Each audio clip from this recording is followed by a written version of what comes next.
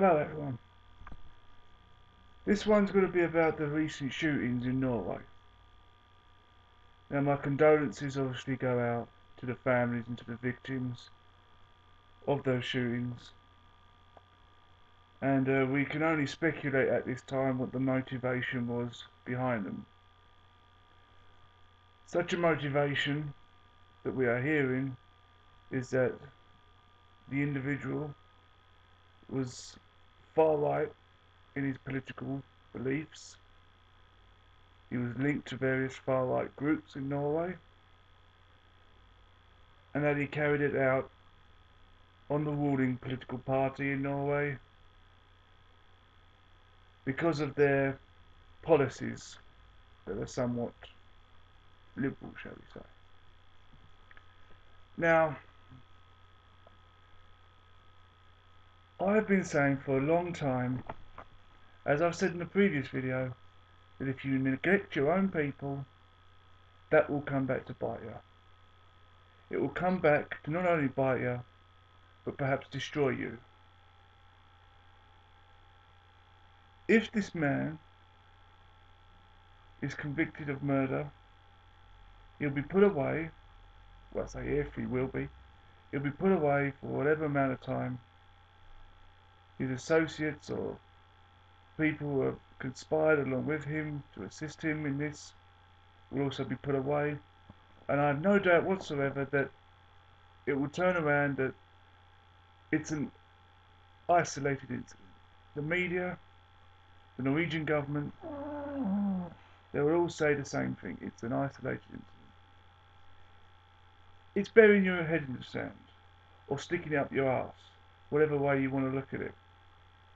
There is a growing concern across Europe that the people of all the European countries, born and bred, are being put as second class or even third class to other people who come here from Africa, from Asia, from wherever. They are allowed to embrace their cultural beliefs and undertake them and live them and work within them and bring them to our countries, and yet our culture has to be subservient to those cultural beliefs. We have to embrace them, not necessarily they embrace us. This is a false social and political environment. There has been no referendum. There has been no choice given to the people of Europe. As such, people have become angry. Now, I've worked in various companies, organisations, private and public, and I've yet to come across one single person who is not what I would consider or what people would consider as being right-wing. Even people nowadays who I considered as being left or liberal have become very much on the right or even far right. Now you have to ask yourself, there's a growing support for the far right, not even right, but the far right. Why is that? And the answer is clear. Let me take a case in point for East London, in particular Tower Hamlets, but we can look at Newham. There I know plenty of people, plenty of friends. I know plenty of those friends who have sought support and help through the council for either housing or benefits when they've been made unemployed. They have been told in no uncertain terms that when it comes to housing, they are at the bottom of the list. So they stay in a bedsit. Sometimes it's them, their partners and their kids in this one room. When they continue to look down their road or walk around a corner, there's another Asian family moving in, black family moving in. You walk around the place, you walk around the streets, no one speaks English. This is either going to be a prelude to what Britain's going to be in the future, or there's something very wrong with East London. Now if it's an isolated incident, or should I say an isolated borough, in terms of those policies do not stretch beyond those borders, then the government need to look at this borough. But if it's not, and I'm hearing all over the place that it's not, I'm hearing from people in Manchester, I'm hearing from people in Birmingham, hearing from people in other London boroughs, that this is not isolated policy. This is nationwide policy in which British nationals are at the bottom of any housing list. They receive less benefits than non-British nationals. Is that right? Is that fair? I work for a living. I privately rent. If I was to be made unemployed, if I was to go to the council for help, I wouldn't get any. I really wouldn't. I'd have to move out of this house. I'd have to find a bed sit if I can, or I'd have to move in with family. Yeah, I know various people from other countries, hard workers, don't get me wrong, hard workers, yet they can just put in an application to move from one borough to the other and it gets approved straight away.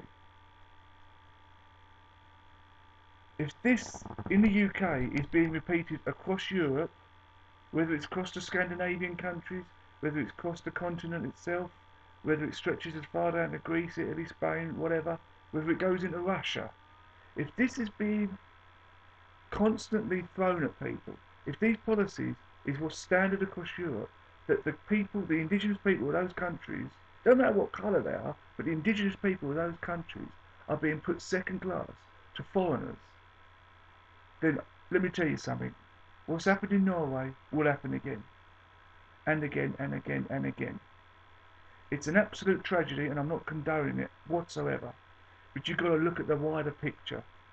You've got to look at, here is a person, a man, who's, by the sounds of it, seems well educated. If it was this individual that carried out his killing, seems well educated, a businessman, seems quite intelligent, an average Norwegian bloke, from what we can gather.